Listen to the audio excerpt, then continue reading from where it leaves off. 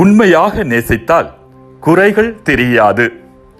அன்பார்ந்தவர்களே, திருமணமான ஒரு பெண் ஒரு நாள் துறவி ஒருவரிடம், என் கணவர் நிறைய குறைகளோடு இருக்கிறார், அவரோடு என்னால் இனி வாழ முடியாது, எனவே நான் அவரை விட்டு விலகிவிடலாமா என்று கேட்டாள்.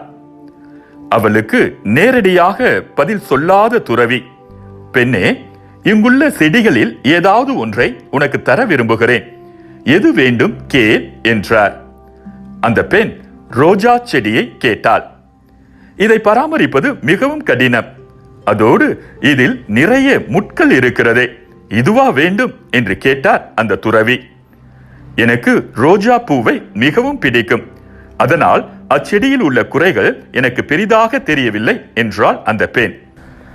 அதை கேட்டு புன்னகைத்த அந்த துறவி, வாழ்க்கையும் அப்படித்தான், பிறரை நேசிக்க கற்றுக்கொண்டால் அவர்களது குறை பெரிதாக தெரியாது என்றார். அன்பார்ந்தவர்களே, எல்லாவற்றுக்கும் மேலாக ஒருவருக்கொருவர் ஆழ்ந்த அன்பு காட்டுங்கள், ஏனெனில் அன்பு திரளான பாவங்களையும் போக்கும். பேதுரு எழுதிய முதல் திருமுகம் 4ஆம் அதிகாரம் 8வது இறைவசனம். குறைகள் என்று பார்க்க தொடங்கினால் எல்லாமே குறைகளாகவே தோன்றும். பிறரில் நிறைகளை தேடுவோம், குறைகளும் நிறைகளாக மாறும். அடுத்தவர் இருப்பது போன்றே அவரவர் குறை நிறைகளோடு நேசிக்க பழகிக் கொள்வோம், வாழ்க்கை இனிக்க தொடங்கிவிடும்.